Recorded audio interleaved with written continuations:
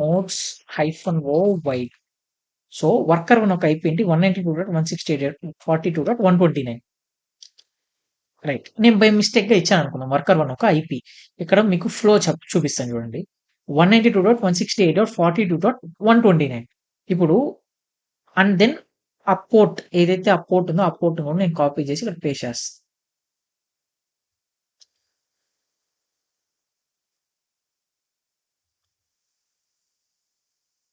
Fine.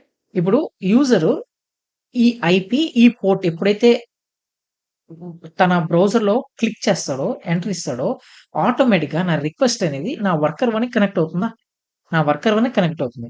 ఇప్పుడు నా worker 1 ఏం చూస్తుంది? నా వర్కర్ 1 ఏం చూస్తుందంటే బై డిఫాల్ట్‌గా ఎప్పుడైతే మనం సర్విస్ క్రియేట్ చేస్తామో, ఈ క్యూబ్ ప్రాక్సీ ఉందే, ఈ క్యూబ్ ప్రాక్సీ అనేది మనకి ఒక ఐపీ టేబుల్ క్రియేట్ చేసి ఉంటది. సో, ఫస్ట్ ఈ పోర్ట్ వర్కింగ్‌లో ఉందా? అంటే ఓపెన్‌లో ఉందా లేదా అని వర్కర్ 1 మనం చెక్ చేద్దాం ఫ్రెండ్స్. నేనేం చేస్తాను ఇప్పుడు నా వర్కర్ 1 ఒక యాక్సెస్ తీసుకుంటాను. వర్కర్ 1 ఒక యాక్సెస్ తీసుకొని sudo -i ఇప్పుడు నేను పోర్ట్‌ని నేను చెక్ చేయాలంటే, ఆ పోర్ట్ ఓపెన్‌లో ఉందా? లేదంటే వర్కింగ్‌లో ఉందా? అని చెక్ చేయాలంటే దానికి కమాండ్ వచ్చేసి netstat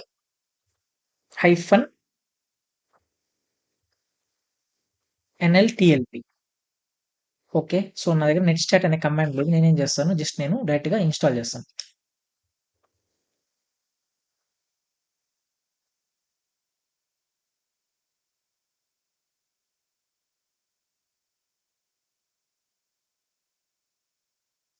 ఓకే. సో, ఇక్కడ చూస్తే మనకి అన్ని పోర్ట్స్ వర్కింగ్ ప్రాసెస్ పోర్ట్స్ అన్నీ నాకు కనిపిస్తాయి.